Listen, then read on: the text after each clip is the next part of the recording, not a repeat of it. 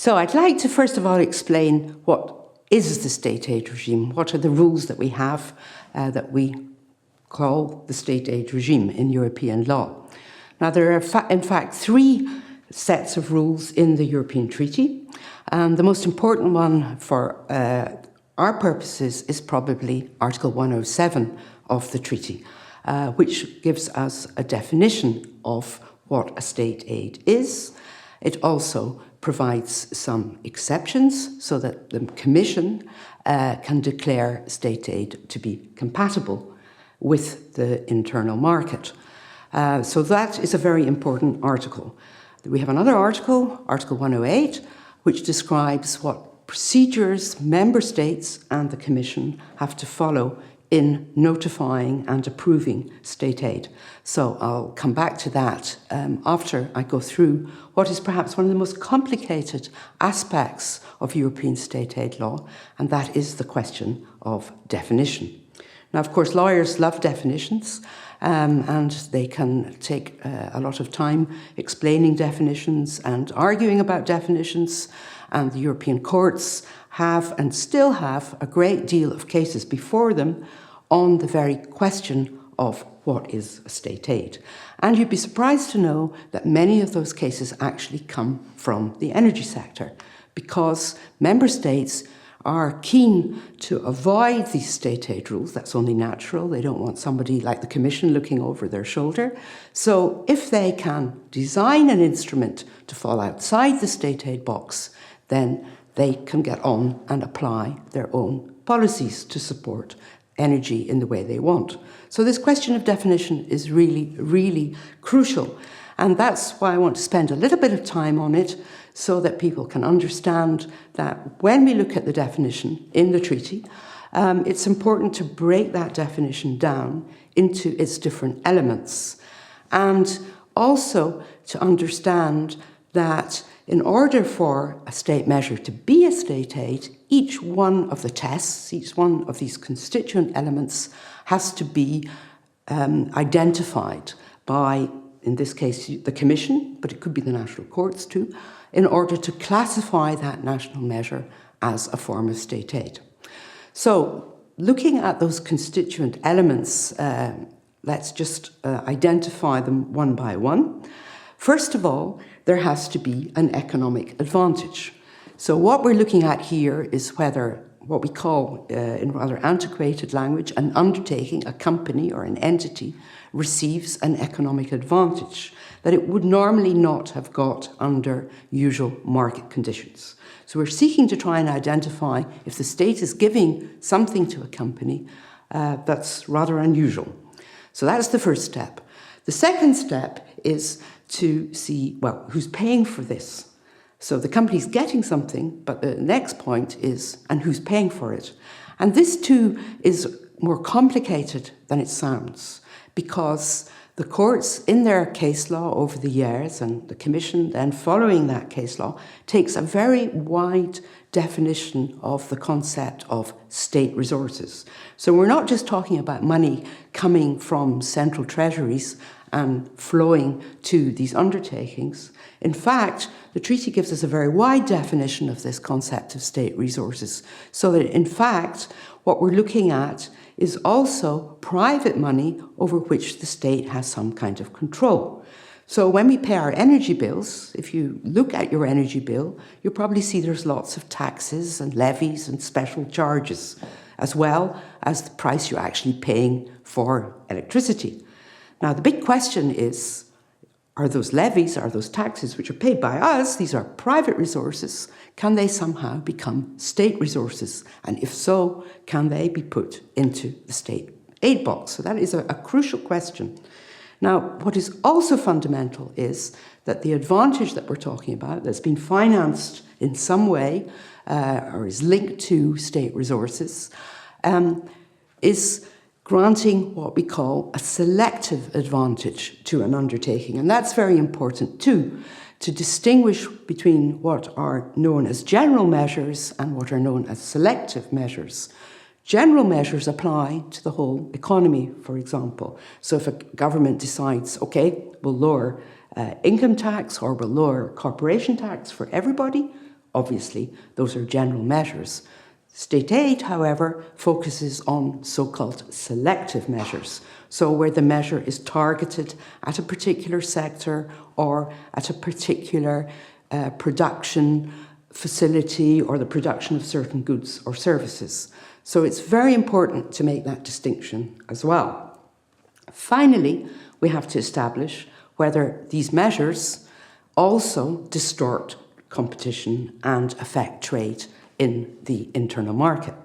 Now, those tests are not so difficult to meet, because once we see that a company has an economic advantage that's selective, so it gets it, somebody else doesn't, then it's more or less assumed that that will lead to a distortion of competition. So the Commission doesn't actually have to go out and prove that there is an effect on competition. It only has to show that there is a likelihood that competition can be affected. It also only has to show that there is a likelihood that interstate trade can be affected. Now, maybe you think, okay, let's take a subsidy for wind production. So can wind be traded across member state borders? Well, probably it could be. Could be fed into interconnectors. But you also have to remember that member states have companies building wind turbines that are also competing for this market. So the Commission takes a very wide view of the effect on trade.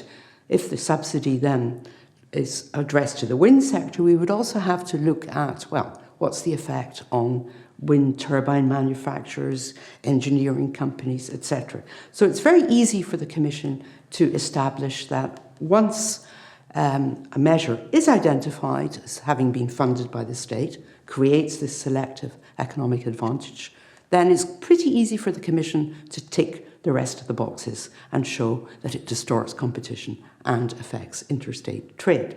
So this is, I think, important for people looking at the area of state aid and energy to remember it's really the first three tests that are the most disputed part of the definition. So, is there a selective economic advantage? Is it funded by state aid or state resources? And is it then selective? Those are the 3 points that I think are the most disputed. And it's not easy always to give a clear answer to how a particular measure fits in the state aid box. But one thing that is really important, it's a very consistent line in all the case law on the energy sector and state aids and on state aids law generally. What we're looking at here is not the form of the measure. We're not interested in what the state calls a measure, whether it calls it a tax, whether it calls it a levy. What we're interested in is the effect of the measure. It's the effect of the measure on the undertakings that receive this advantage that we're interested in. And by emphasizing this approach, by emphasizing that we're always looking at the effects of a measure, the scope of the definition of a state aid measure has been greatly expanded. So we're not just talking about obvious types of subsidies like loans or tax reductions. We're talking about a wide range of measures that could have the same effect, that have the effect of giving this financial advantage to particular undertakings. So you must bear in mind whenever you're looking at a measure, don't just look at what a member state calls it. That's hardly relevant. And we don't even look at what the member state claims to be the objectives of the measure or its aims. The court always insists we're only interested in the effect. Now, that brings me to a related point that if we're looking at the effect of a measure, we also have to look at the role of the member state in the economy, because member states can wear different hats when they intervene in the economy or when they intervene in the energy sector. So if a state owns, let's say, an energy production company or a transmission system operator, then we cannot say that every time the state invests some money in that company that we're automatically in the state aid box. Again, we're talking about an effects-based approach.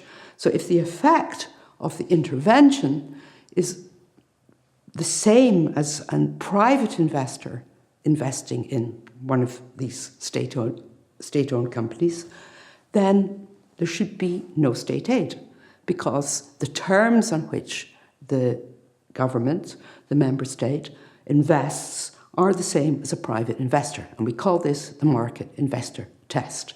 And this is also a very important feature of state aid law in the energy sector, because governments have been traditionally very involved with energy companies, owning shares in them, maybe owning them outright. They might use these companies to promote other sectors, so it's not unusual for a government to say, wait a minute, electricity tariffs are getting too high, that's not very good for our national cement industry, so we'll tell our state-owned electricity industry, lower your tariffs for the cement industry. So here we are, state resources, economic advantage, and state companies are part of the state. So their resources are also included in the equation of what is a state resource. So when we're going back to our effects-based approach, we have to look at the terms of any loans, any transfers between the state and state undertakings to third companies, and see if they are market conform or not. One of the big issues that we have these days, given the large amount of subsidies I already talked about to renewable energy, is that increases the energy bill of large energy users. They will often be asked to pay special taxes or levies, just as any other consumer, to fund the promotion of renewable energy. But that can make them less competitive vis-a-vis their international competitors globally, who are not subject to these same special taxes and levies. So many governments actually wish to give them exemptions. So here again, we get back into the state aid box. So this is a complicated sector when it comes to state support, and we have to be able, with every measure, if we're going to analyse it from a state aid perspective, we have to look at these 5 constituent tests that I've mentioned. We have to look to see what the effects of the measure are, to see if it indeed confers some kind of economic advantage that normally undertakings would not get in their usual course of business. So that is, in a nutshell, a very brief introduction to the concept of state aid.